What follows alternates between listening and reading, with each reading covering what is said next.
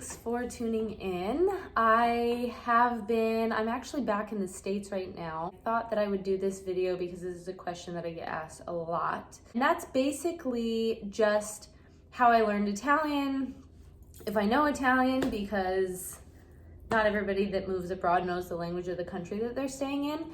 But since I've been in Calabria for the vast majority of my time in Italy, it's pretty hard to get around Calabria without knowing Italian. I just thought that I would touch on that a little bit, give some of my favorite resources that I've used to learn Italian over the last couple years, and see how that works out for you.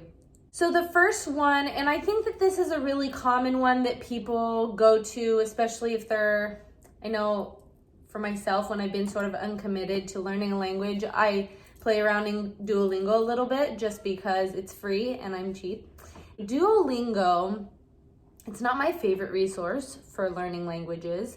And the reason why is because it doesn't provide any basic grammatical structure, sentence structure, etc. However, I do think that Duolingo can be good for just building general vocabulary because it does give you a lot of that to work with. So if you're just kind of playing around and want to see, it's a free resource, so I think that Duolingo can be a good starting point, but it's definitely not my favorite resource, and I think that a lot of linguists would say the same. Now, my very favorite resource, and I swear that this isn't a plug, but I've been using this for almost the entire time that I've been learning Italian. This podcast is my very favorite Italian podcast. It's called Podcast Italiano. First of all, the hosts are fantastic, so there's that. But I just think that it provides a lot of really good, relevant content and lots of different kinds of content. So sometimes they have stories, sometimes they have just dialogue between hosts. Sometimes they talk about historical things or cultural things, and I just think that it's a really good resource, also free. Often they provide a transcription of what was said, not always, but often they do. And I think that that is huge, especially when you're just learning a language, for you to see the words and see how it's written. I think it's a huge resource. So there's all different kinds of levels. There's beginning level, intermediate, and then advanced. And they just do a really great job. Davide is the one that is the host for that. And he just does a really great job providing lots of relevant content. So I would check that out for sure if you're learning Italian.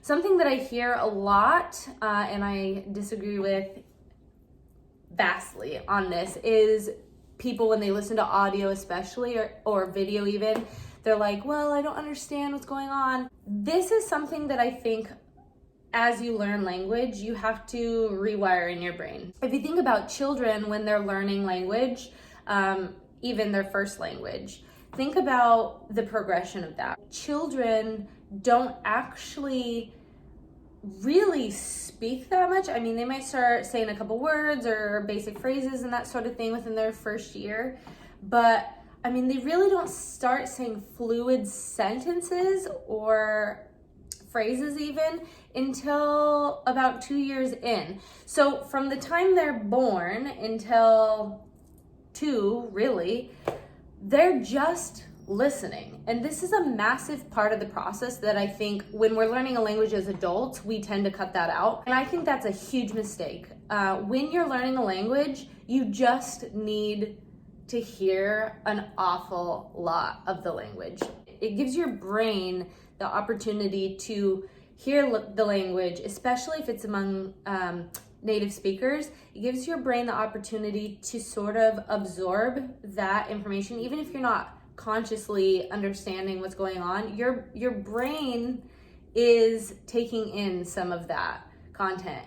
You're also getting used to the rhythms of the language, how the language sounds. These are huge parts of your ability to pronounce words, your ability to hear words when they're spoken. Because I know sometimes when you're learning a new language, it all just sounds like blah, blah, blah. It doesn't sound like a whole lot of anything. When you just listen to a lot of the language, you can start to be able to separate the words, and you can start to be able to understand the words and the sentence structure, the inflections, the patterning. I think that is such a huge part of language learning, that as adults, when we're learning language, we sort of cut that out because we want to understand and we want to be able to respond. That's your ego talking. Let it go. Just listen to the language.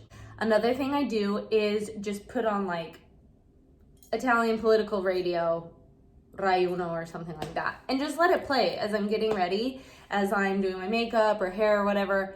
Your brain is listening, it's soaking up some of that language. That's something that we do as children that we don't even realize. As children, again, you're just hearing the language all the time, constantly immersed in it, and your brain is patterning that.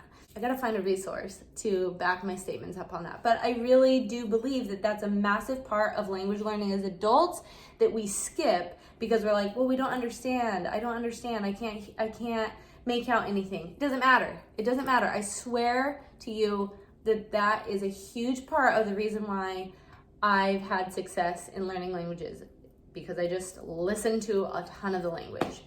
Another thing that I really like to do when I'm learning language is I like to write in the language. If you have a friend that's a native speaker or somebody that you know, then of course you can kind of check that against that person and see if you've written correctly, if you're into that. Otherwise, Google Translate's fine. Type whatever it is that you just wrote up in there and see if it makes sense on the other end. Though I know sometimes that doesn't always work. But writing in the language, allowing your brain to free flow in that language, produce language, even when you feel like you are not able to actually speak it yet, it's a huge part of the learning process. And again, another big part that people tend to skip. I've never actually had any Italian language classes. I've never taken Italian language classes. I've never been taught Italian grammar.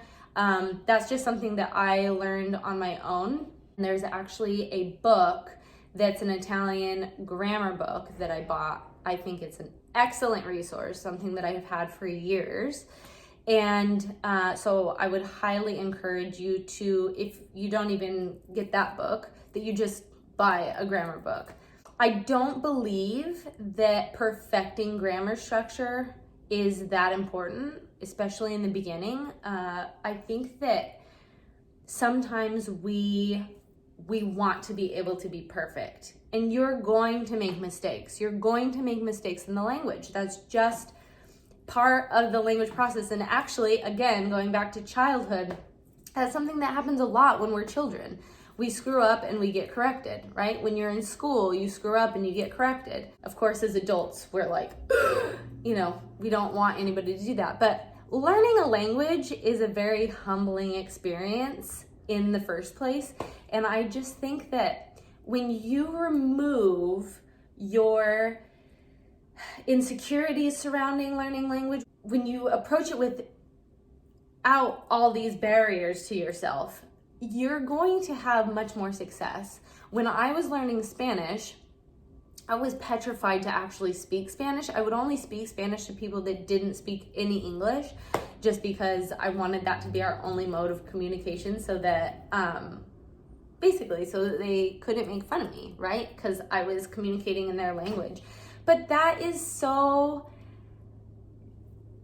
that's not how language works, right? You have to make mistakes. If you don't make mistakes, then you're never gonna learn. And I'll tell you what, when you do make a mistake and somebody corrects it, you don't make that mistake again, or at least not for very long, because it becomes ingrained. You're like, oh yeah, I remember when they said that to me. Another great resource that I like is YouTube.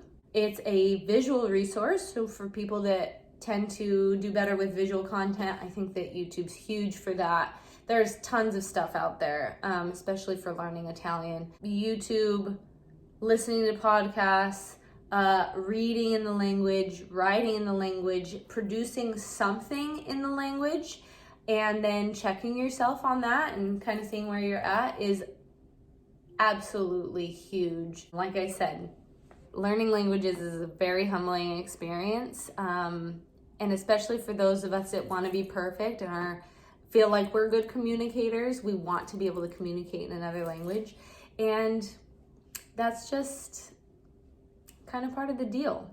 It can be a really beautiful experience.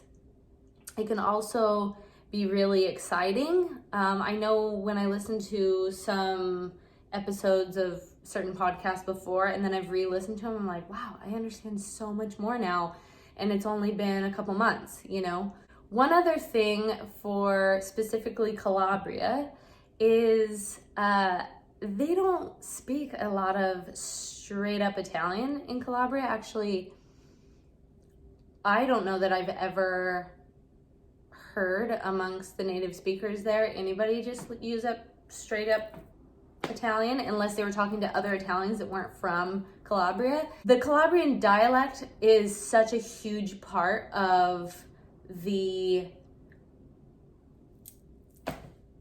that's what native speakers use there. It's such a huge part of their culture. I'll probably do another video on that. I don't actually speak Calabrian or Calabrese, but I definitely can understand a pretty good amount of it.